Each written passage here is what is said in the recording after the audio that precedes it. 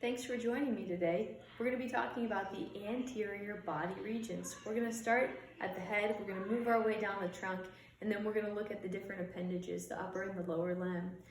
Okay, we need to know the body regions. It's important because some of our muscles, our bones, and our cavities are named because they fall within a specific region.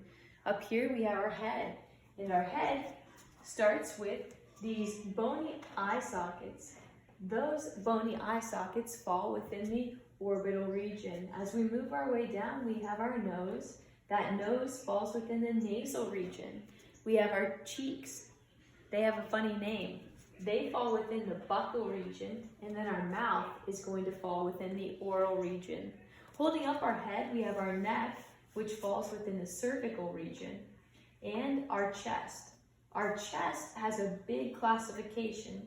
It falls into the thoracic region, but then there are some smaller sub-classifications we find. The breastbone falls within the sternal region, and then our breasts themselves are going to fall within the mammary region. If we move below the chest, we have our abdominal region, and within that abdominal region, we have our belly button or our navel, and that's going to fall within the umbilical region.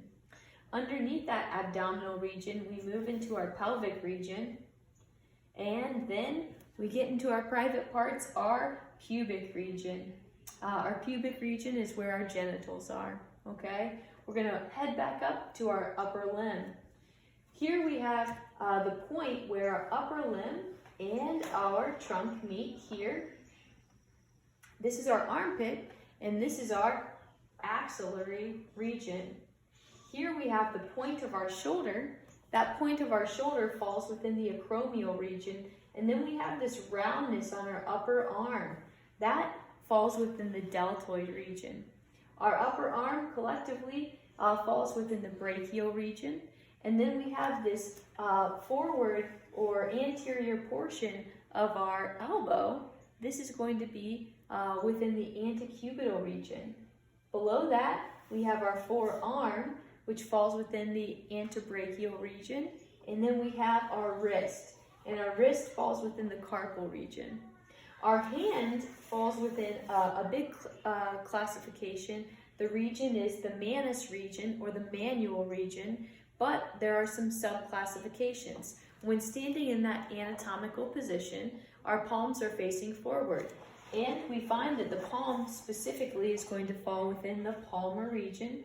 Our fingers are going to fall within a region called the digital or the phalangeal region, and then our thumb has a special region for just that thumb itself, the pollex.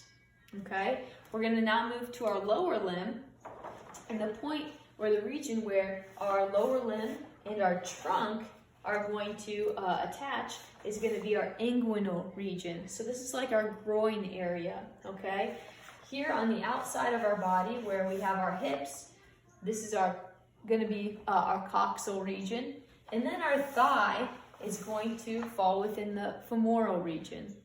If we keep moving down our lower limb, here we have our knee. This is going to fall within the patellar region, and then our lower leg is going to have a couple special things. Here our shin is going to be part of the crural region, but then the outside of our lower leg is going to be part of the fibular region, okay? So that's something that we don't want to get confused. The crural region is the shin, so that's the most forward portion of our lower limb when standing in an anatomical position. And then the outside of our lower limb is going to be falling within that fibular region. Where our leg is going to meet our foot, we have our ankle, which is going to be our tarsal region. And then just like the hand had that big classification for the region that it falls within, the foot also does. The foot falls within this pedal region, but there are some sub-classifications. So like I said, our ankle is going to fall within our tarsal region. The heel is going to fall within our calcaneal region. But then we have this space between our ankle and our toes. This space is going to fall within the metatarsal region. Our toes, just like our fingers, are going to fall within a digital or phalangeal region. And then, just like our thumb had a special name, the pollex, our great toe has a special name. It falls within this hallux region. Thanks so much for watching. I hope you learned a little bit about the names of the body regions on the anterior surface of the human body. These are important because they can help us when we're trying to learn the names of bones, cavities, muscles, even some of the major veins and arteries. I hope this helped. Thanks for joining me.